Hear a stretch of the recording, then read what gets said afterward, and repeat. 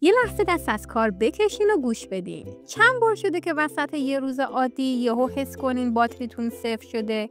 نه دویدین، نه وزنه زدین، حتی شاید رو صندلی بودین، ولی خستگی عمیق توی سرتونه. اونجاست که آدم میگه چرا اینقدر بیجونم؟ من خودم بارها این حسو داشتم. حتی وقتی روزم آروم بوده یه جایی فهمیدم که داستان فقط خستگی جسم نیست. ذهن ما مثل یه گوشی قدیمیه که 10 تا برنامه پشت پرده بازه. شما شاید یه اپلیکیشن رو ببندید ولی اون پشت 10 تا دیگه دارن یواشکی باتری میخورن. افکار منفی هم دقیقاً همین کار رو با انرژیمون میکنن. بیاید تصور کنیم امروز توی مسیر کار یکی بی‌حوصله باهاتون بد حرفی کرده.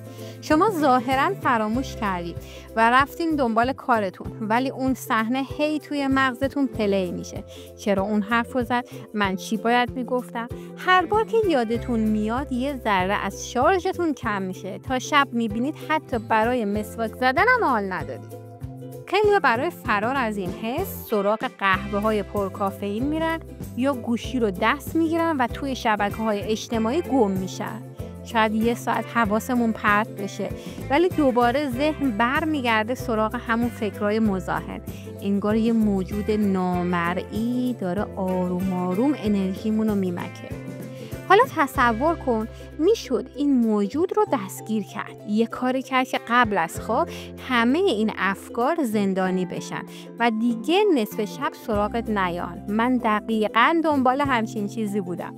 یه مدت شروع کردم راه‌های مختلف رو امتحان کردن. پیاده روی، مدیتیشن، حرف زدن با دوستم. همشون خوب بودن ولی یه چیزی کم بود. یه راهی که همه چی رو از مغزم بکشه بیرون. تا اینکه با یه عادت ساده آشنا شدم، نوشتن شبانه. ولی قبل از اینکه بگم دقیقاً چطوریه یه سوال ازتون دارم. تا حالا شده وقتی یه مشکل رو برای کسی تعریف میکنید همون لحظه حس کنید که نصف بارش کم شده؟ حالا تصور کن اون یه نفر یه دفتره که هیچ وقت قضاوتت نمیکنه، هیچ وقت وسط حرفت نمیپره و هرچی بریزی روش نگه میداره. همون لحظه‌ای که من اینو فهمیدم انگار کلید یه در جدید رو پیدا کردم. ژورنال نویسی شبانه. دقیقاً همینه. شب که دنیا ساکته، چراغا کم نوره، اون موقع میشینی و تمام اتفاقات، فکرای آزاردهنده، حتی ایده‌های قشنگ روز رو روی کاغذ میریزی. باور کن انگار یه تخلیه باتریه. ذهن که خالی شد بدن فرصت پیدا میکنه که واقعا استراحت کنه. خواب عمیق تر میشه و صبح که بیدار میشی اون بی انرژی بودن گم میشه. حالا بریم سر اصل ماجرا. چی باید بنویسیم؟ لازم نیست رمان نویسی باشه یا خاطره نویسی. این چند ایده رو امتحان کن. 3 چیز خوب امروزتو بنویس. حتی تو سخت‌ترین روز 3 تا چیز کوچیک پیدا میشه. بوی قهوه صبح، لبخند یه همکار، یه پیام مهربون. اتفاقات عجیب و بامزه‌ام بنویس. اون مکالمه یه خنده‌دار توی تاکسی بنویس. فردا که بخونی حسابی میخندی. حرف دلتو، چیزی داری که به هیچ کس نمیخوای بگی. دفترت بهترین شنونده دنیاست.